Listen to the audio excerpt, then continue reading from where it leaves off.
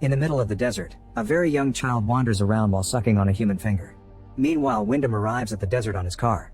He also wanders around and even goes as high as he's capable to find the perfect spot to take pictures of the oncoming eclipse. After a few hours of waiting, he manages to take some incredible photographs and gets ready to leave. On his way back to the car, he's shocked to see a kid crying under the small shadow of a tree. Wyndham asks him a few questions to learn the boy is lost and he lost his parents. He volunteers to help him find them, and when he helps the boy up, he notices his hand getting extremely dirty. The boy starts walking further into the desert, ignoring Wyndham when he says they should go the opposite way to his car. Wyndham decides to follow him as he keeps asking questions, but the boy won't answer any of them. After a few hours of walking, the boy asks for soda and Wyndham shares his water bottle. He notices there's no phone service in this area and puts his arm around the boy to make him go back, but the kid snaps and pushes him off before running away. When he's far enough, he smirks at Wyndham, then continues to run. After noticing all his water has been spilled on the ground, Wyndham goes back to look for his car. However, he's truly lost and can't get his phone to work. When night falls, Wyndham tries to find shelter against some rocks, but he can't sleep because he hears a weird noise. He decides to follow it and finds a bunch of bottles hanging on branches plus a woman singing at the bottom of a canyon. Wyndham takes a closer look and is surprised to discover there's a whole house down there. There's a ladder nearby, so he goes down, moving carefully to avoid falling. Eventually he makes it to the house and knocks, although nobody answers. Wyndham goes inside anyway and finds Alina cooking. When he asks for a phone he can use or some directions, Alina explains she doesn't have a phone and shares some food. No matter what he asks, Wyndham doesn't get any more answers from her. He isn't hungry and only drinks some water, so Alina eats his serving as well. After dinner, Alina invites Wyndham to stay for the night, and he can't help staring at her while she changes. The next morning Wyndham wakes up first, so he silently gets out and relieves himself while looking at a strange painting on the canyon. Then he tries to finally leave, only to discover the ladder is gone. Since Alina is still sleeping, he decides to grab his camera and take a bunch of pictures, finding more weird paintings as he looks around. There's also a cage and a peculiar animal skull. Suddenly he hears a noise and finds Alina fixing the roof. He helps her while asking about the ladder, but Alina says she doesn't know where it is because people take it sometimes. It could be back later or on a few days. Wyndham demands to know how to leave, however Alina explains the ladder is the only way out.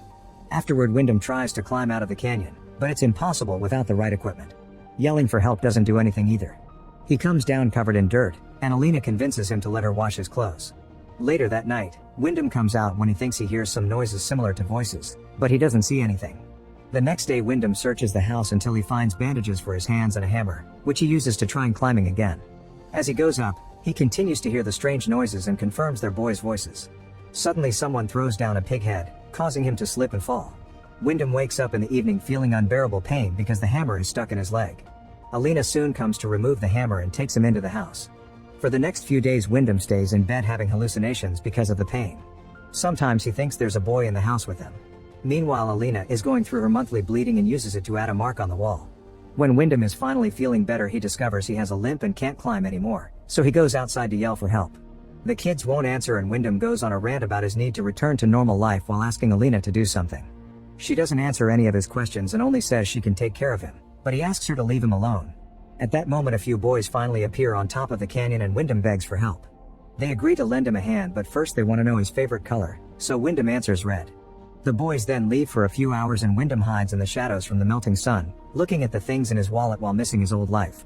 When the boys come back, they throw some rope for Wyndham, who ties it up around his body but doesn't hear a boy say he should have chosen blue. With Alina watching from the window, the boys start pulling Wyndham up, but they stop midway. Starting to lose his mind, Wyndham yells at them and tries to climb the rope, but it makes his wound hurt more. The boys leave him hanging for a few hours and Wyndham's skin is becoming red because of the sun. Suddenly a boy starts peeing on him while the others move the rope from side to side and chant in a mysterious language. A terrified Wyndham begs Alina for help, so she comes out and scolds the boys in the strange language, causing them to lose control of the rope. Wyndham hits his head against the canyon and passes out. In the evening, Wyndham wakes up in bed. He immediately tries to run away, but he barely takes a few steps before collapsing. When Alina comes to check on him, she explains the boys are strays that the desert brings together. She also says Wyndham belongs there now, so he should behave and stay silent to survive. The boys then appear on top of the canyon again and start spiting at him while Alina has her dinner inside, ignoring the screaming. From then on Wyndham has no choice but to accept his new life with Alina. Noticing his clothes have been ruined, Alina offers him new ones from a trunk, and Wyndham is surprised to see she has many men's garments. Later he helps with the farming and plants some seeds because somehow the ground is fertile on a very specific section of the canyon. He's interrupted by one of the boys sending down a box of things, which Alina quickly takes inside. When Wyndham asks where they found it, she says it doesn't matter and lets him keep the bottle of whiskey. As days pass, Wyndham grows frustrated because Alina only talks when necessary and doesn't engage in actual conversation. When he complains about it, she announces he's drunk enough and stops him from grabbing the bottle again. That night he hears the boys being loud and runs outside, ignoring Alina's warnings. He grabs an axe for protection and searches the area until he finds one of the boys dressed as a woman while the others run nearby laughing. They distract Wyndham so the crossdresser can tackle him to the ground and lick his face, calling him the F word. Wyndham manages to push him off and runs back into the house, yelling as he demands an explanation. A nervous Alina only says he's scaring her, yet Wyndham yells some more before taking back the bottle to keep drinking. When Alina tries sending him to bed, he refuses and points out he isn't some boy that takes orders, he's a real man. Alina agrees he's a man and proceeds to undress. After washing her body, she embraces Wyndham and comforts him until he does the naughty with her.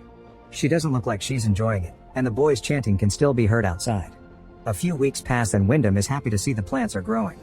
While he's farming, a boy named Lepus appears and asks about the process. Wyndham teaches him a bunch of things and offers to tell him more in the future. Lepus thanks him by throwing him some candy, promising to find soda for next time. After the boy leaves, Wyndham keeps farming and is surprised to find a ring and some keys under the soil. In the evening Wyndham asks Alina about the old picture on the wall. She explains that woman isn't her mother, it's the first mother and she doesn't know much about her. Alina also announces that she's pregnant, but she doesn't expect Wyndham to be a father. Furious, Wyndham accuses her of planning it all and refuses to let a baby grow in this environment, calling Alina an inbred half-wit. Sometime later Wyndham hears some birds coming after his plants and runs outside to scare them off, but unfortunately the crops have already been destroyed. Alina comes out to help too and they work together to fix what they can.